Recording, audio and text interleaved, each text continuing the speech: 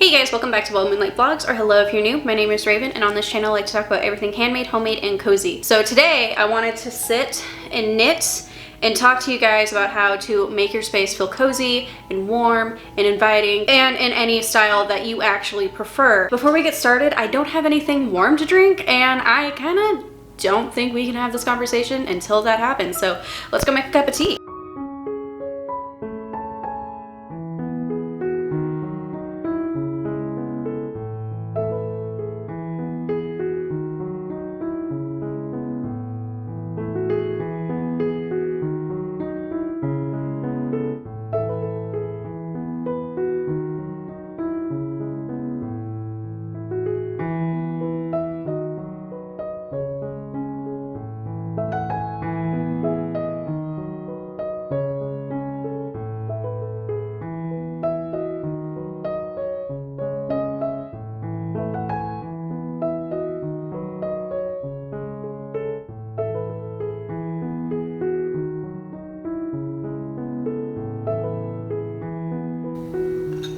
So I wanted to start this by saying these are mostly my opinion of like what has helped me feel more comfortable at home.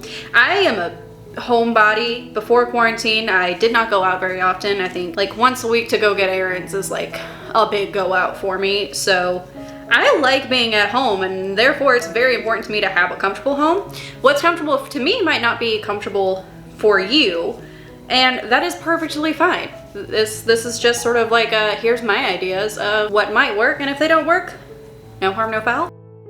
The first thing that I wanted to talk about with creating a cozy space is to create a tidy space. It doesn't have to be perfectly clean, and it doesn't have to be deep cleaned, but I will say, as someone who has like had many a depressive episode where cleaning was not doable, cleaning was too much energy, it goes a long way to just take a minute, wipe up the crumbs, put everything in a pretend pretty order. Like, it doesn't have to actually be pretty, but like arrange things by size, things of that nature. It makes the space feel bright and fresh and just so much better. For me personally, whenever I want to set a space for me to read or knit, I want to take time to enjoy the space that I'm in.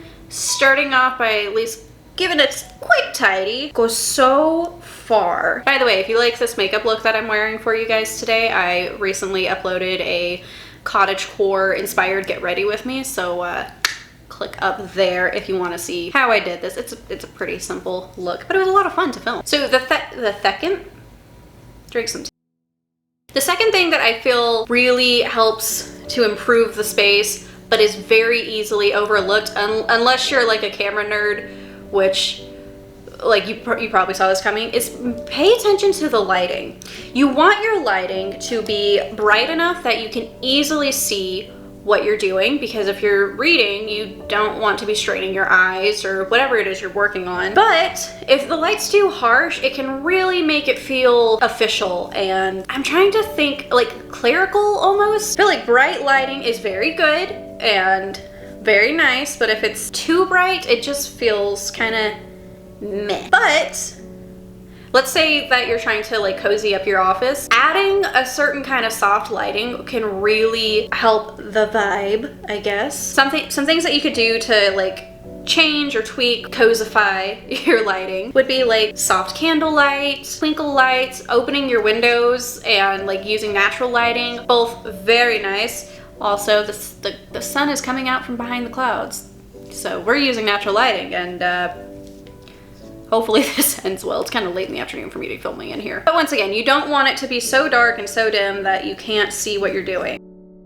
Now, if you're creating like a special spot to be reading or crafting, one thing that I think would be really beneficial is making sure that you have something comfortable to sit on. And it can be the floor, like there's nothing wrong with that, but like make sure you've got cushions, make sure that you have back and neck support, and also space to move. If you're like me when you're reading, then you're going to change position like 10 times. Good, comfortable spot is so necessary. And I would say I probably have one in almost every room except for like the kitchen, because I don't really sit in the kitchen enough. If I had an extra chair, I would probably make it my kitchen chair. This one's pretty obvious, and I feel like everyone knew exactly what I was going to say. Extra pillows and blankets. I don't have any pillows with me right now. That's disappointing. I feel like there is just an automatic sense of comfort when you are in a room that has extra pillows and extra blankets and extra soft textures. It feels so good. Bonus points if they are handmade blankets, because I feel like handmade blankets are very special, and like every baby should have a handmade blanket, and every person should have a handmade blanket that they received as a baby or small child. I have several, and they are probably some of my top prized possessions. I love my handmade blankets. Thank you, Grandma. The quilts are beautiful.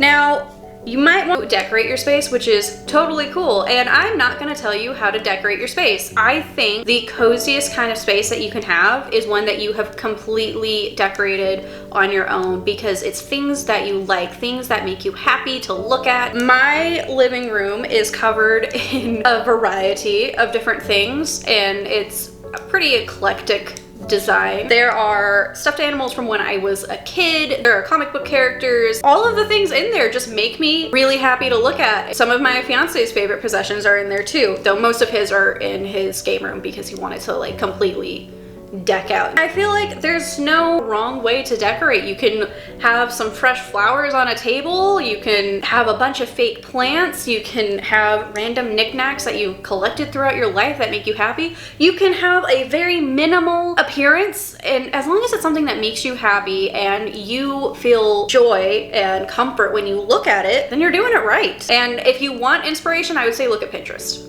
And then the last thing is something that we actually started with, and I hadn't looked at my notes yet. Warm drinks and snacks just always make everything better. I'd say, like, if I were to be designing a comfy place right now, corner with a window, right over there. A corner with a window with a comfortable chair, some fresh flowers, some warm candles going that smell real good, and a table where I can stash all my snacks and such, and maybe like my yarn bowl. That's what I would do. Oh, I've been talking longer than I realized. I totally thought that this was going to be a very short video, which this probably will be kind of short, but I think when it comes to creating a cozy space, it can feel like there's a certain way to do it, and honestly, it's just what makes you happy. It's what makes you feel comfortable. I know we're going into summer, and cozy might seem odd in the summer. I don't have a good summery word for cozy, but for me, cozy is a year-round experience. I just want to feel comfortable at home. Maybe comfy. Comfy doesn't seem like. Leave a comment down below if you know a word that is like a summery cozy. Anyways, I really